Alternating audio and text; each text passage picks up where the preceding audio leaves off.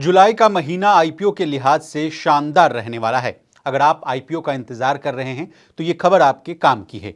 Steel के structural tube और pipe बनाने वाली रायपुर की कंपनी संभव स्टील ट्यूब्स का आईपीओ अगले सप्ताह आ रहा है। अब कब खुलेगा आईपीओ, कंपनी ने एक शेयर के लिए कितना प्राइस बैंड तय किया है, कितने करोड़ रुपए जुटाने की योजना है, पैसा जुटाया गया तो इसका इस्तेमाल कहां होगा, कौन होंगे इस आईपीओ के लीड मैनेजर्स, बताएंगे सब कुछ आज के इस डिटेल रिपोर्ट में।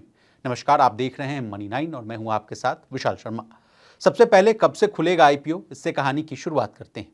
संभव स्टील ट्यूब्स का आईपीओ आगामी 25 जून को खुलेगा और 27 जून 2025 को बंद हो जाएगा। इससे एक दिन पहले यानी मंगलवार 24 जून को एंकर निवेशकों को शेयर अलॉट किए जाएंगे। सोमवार यानी 30 जून को शेयरों का अलॉटमेंट फाइनल होगा और 1 जुलाई को निवेशकों को रिफंड और डीमैट अकाउंट में शेयर ट्रांसफर की जो प्रक्रिया है उसको पूरी कर दी जाएगी। कंपनी इस आईपीओ से 540 करोड़ रुपए जुटाना चाहती है। इसमें से 440 करोड़ रुपए के नए शेयर्स जारी किए जाएंगे। बाकी के 100 करोड़ रुपए के शेयर कंपनी के मालिक बेचेंगे।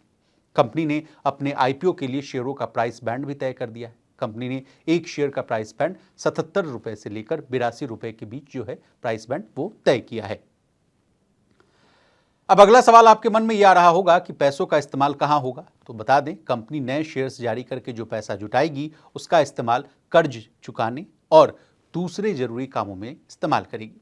अब रिटेल इन्वेस्टर्स के लिए कितने प्रतिशत जो शेयर्स हैं वो रिजर्व रखे गए हैं, ये जानकारी ले लीजिए। संभव स्टील ट्यूब्स के मुताबिक आईपीओ में आधे शेयर्स क्वालिफाइड इंस्टीट्यूशनल बायर्स यानी क्यूआईबी के लिए रिजर्व हैं।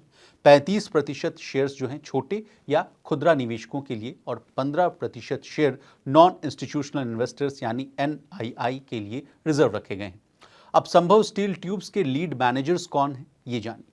नुवामा वेल्थ मैनेजमेंट लिमिटेड और Motilal Oswal investment advisors limited इस आईपीओ के लिए लीड मैनेजर हैं। ये कंपनियां आईपीओ को मैनेज करने में मदद कर रही हैं। अगला सवाल आपके मन में यह आ रहा होगा कि कब संभव स्टील ट्यूब्स के शेयर्स जो हैं एनएसई या बीएसई पर लिस्ट होंगे। तो बता दें, उम्मीद की जा रही है कि संभव स्टील ट्यूब्स के शेयर 2 जुलाई को बीएसई यानी बॉम्बे स्टॉक एक्सचेंज और एनएसई यानी नेशनल स्टॉक एक्सचेंज पर लिस्ट हो जाएंगे। अब जिस कंपनी की इतनी चर्चा हो रही है वो काम क्या करती है, ये जानिए। संभव स्टील ट्यूब्स एक भारतीय कंपनी है। ये ईआरडब्ल्यू यानी electric resistance welded steel pipe और स्ट्रक्चरल ट्यूब बनाने वाली बड़ी कंपनियों में से एक है। इसका प्लांट छत्तीसगढ़ के सरोड़ा में है। कंपनी का आयरन ओर एक नवरत्न सरकारी कंपनी से आता है, जबकि कोयला एक महानवरत्न पीएसयू से लिया जाता है। इसकी कोल माइंस प्लांट से सिर्फ 250 किलोमीटर दूर मौजूद है। मार्च 2024 तक संभव स्टील का डिस्ट्रीब्यूशन नेटवर्क भारत के 15 राज्यों और एक केंद्र शासित प्रदेश में फैला हुआ है, जिनमें प्रमुख रूप से छत्तीसगढ़, महाराष्ट्र, गुजरात, हरियाणा, राजस्थान, उत्तर प्रदेश, मध्य प्रदेश और तेलंगाना शामिल है। बता दें, एक रिपोर्ट के अनुसार भारत में स्टील के पाइप और ट्यूब की मांग बढ़ रही है। क्रिसिल की एक रिपोर्ट बताती है कि स्टील पाइप और स्ट्रक्चरल ट्यूब की मांग हर साल 5 से 6% बढ़ सकती है। उम्मीद है कि फाइनेंशियल ईयर 2024-25 में ये मांग 12.5 से लेकर 13.5 मिलियन टन तक पहुंच जाएगी, यानी 1250 से लेकर 1350 मिलियन टन तक पहुंच जाएगी। बता दें, फाइनेंशियल ईयर 19 में ये मांग सिर्फ और सिर्फ 8.8 मिलियन टन थी।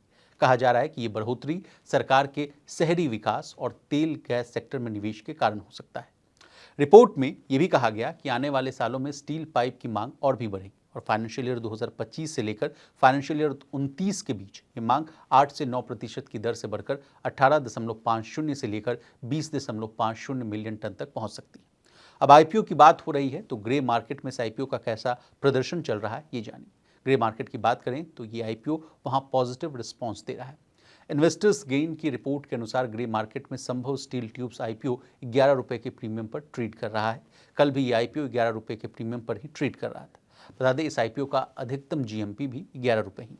अब हमने आपको संभव स्टील ट्यूब्स आईपीओ के बारे में तमाम जानकारियां दे दी। आपको हमारी ये डिटेल रिपोर्ट कैसे लगी, कमेंट कर जरूर बताइएगा। इसी के साथ एक और जरूरी बात मैं आपको बता दूं कि अगर इस खबर के बाद अगर आपको इस आईपीओ में पैसा लगाने की मन कर रहा हो या प्लानिंग कर रहे हो तो प्लीज़ और प्लीज़ इस कदम को लेने से पहले अपने फाइनेंशियल एडवाइजर की सलाह लेना न भूलिए। इसी तरह बिजनेस जगत से जुड़ी तमाम ताज़ा तरीन खबरों के लिए बने रहिए हमारे साथ और देखते रहिए मनी 9।